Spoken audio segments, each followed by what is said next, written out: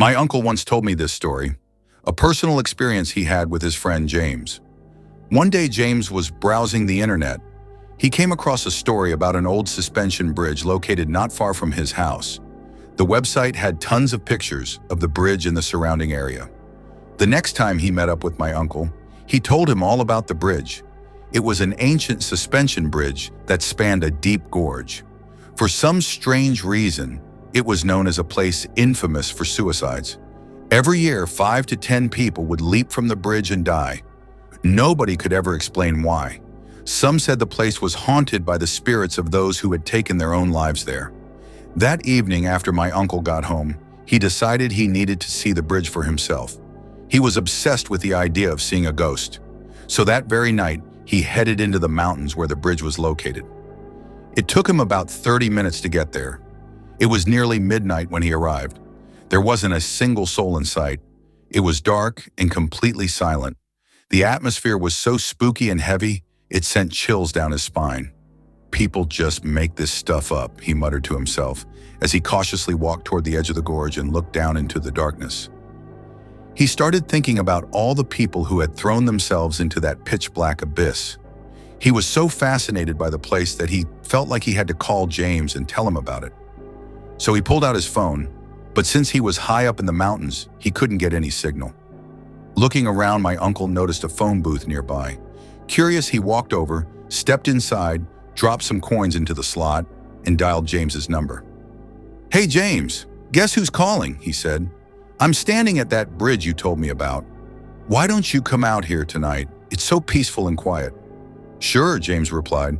"I've seen that place on Google. Wait there, I'm coming. By the way, where are you calling from?" My uncle laughed. "My phone's out of range, so I'm calling from a payphone." James sounded confused. "A payphone? There's no payphone out there. If there was, I would have seen it in the pictures." "Come on, there's a payphone just down the trail to the bridge. Don't waste time. There are people outside waiting to use it." The moment he said that, James shouted, "No! Don't move! I know that place. I'm coming right now. Just stay inside that payphone and don't hang up." "What's going on?" my uncle asked, starting to feel uneasy.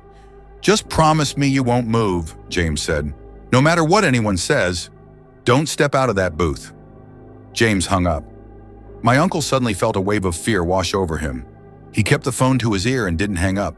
He looked outside the booth. People were standing there, silently watching him. There was something deeply unsettling in their eyes, something that made his skin crawl. About 15 minutes later, James arrived at the suspension bridge.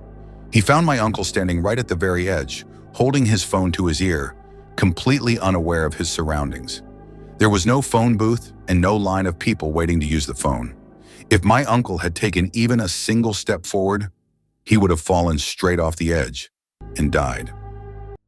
This happened to me during my first year of my bachelor's in technology back in 2008. It was my very first semester, and I was heading to college for the annual Viva exam.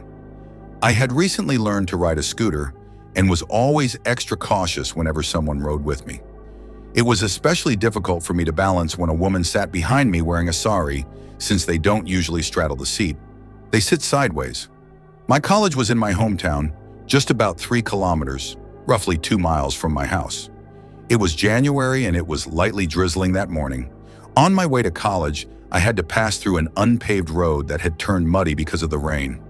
Just before I reached that stretch, I saw a woman trying to wave me down. She asked if I could give her a ride to a nearby spot since it was getting tough for her to walk on the slippery road. I told her, "Ma'am, I'm not confident riding with someone on the back, especially with these slippery roads. There's a chance we might fall." Even after I kept saying no, she climbed onto the back of the scooter and told me to start riding. I began driving. Surprisingly, I felt more comfortable than expected. I didn't think I could manage, but it seemed like I had gotten over my fear. After a few minutes, I asked her, "Ma'am, where exactly do you need to go?" In a cold, emotionless tone, she replied, "Wherever you're going." That creeped me out. How did she know where I was headed? I slowed the scooter down but kept driving. We rode in silence for a while until she suddenly said, "Stop here." I didn't even think twice. I immediately pulled over. But the moment I turned around, she was gone, completely vanished. I was so shaken I called my mom right away. She was terrified after hearing what happened. Trying to calm me down, she joked, "You never let me sit behind you, and you ended up giving a ghost a ride." I still don't know who that woman was, and I never saw her again, not once on that road to college. My grandma's sister moved into a large house for a surprisingly low rent in a semi-rural area. The house had 2 floors. They rented 1 floor, and an elderly woman lived on the other. Everything seemed fine at first. She had 2 young kids at the time. One night, while she was asleep in her bedroom, she felt the soft touch of a child's hand cuddling her. She assumed it was one of her children, but then she remembered she had fallen asleep alone.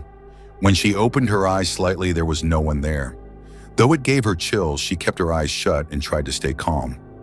Another time, one of her kids screamed, claiming there were cockroaches crawling everywhere. But when she checked, there weren't any. The lanterns in the house would randomly shut off in the middle of the night. Whenever it got dark, the whole place felt gloomy and unsettling. There was one particular bathroom in the house that constantly had issues. No matter how many times they fixed it, the pipes would start leaking again in the very next day. There was also a room in the house that was usually locked. They were told not to open it. Supposedly, it had some of the owner's belongings inside, but strange noises could often be heard coming from that room. Once, while she was on the bus heading back to the city, she saw what looked like the shadow of a child running alongside the bus. She said she had a very heavy, uneasy feeling as she boarded. Later, some people mentioned that, while cleaning the house, workers discovered a human jawbone in one of the air vents. And that's it. Just another creepy experience of a family unknowingly moving into a haunted house. Leralaioli.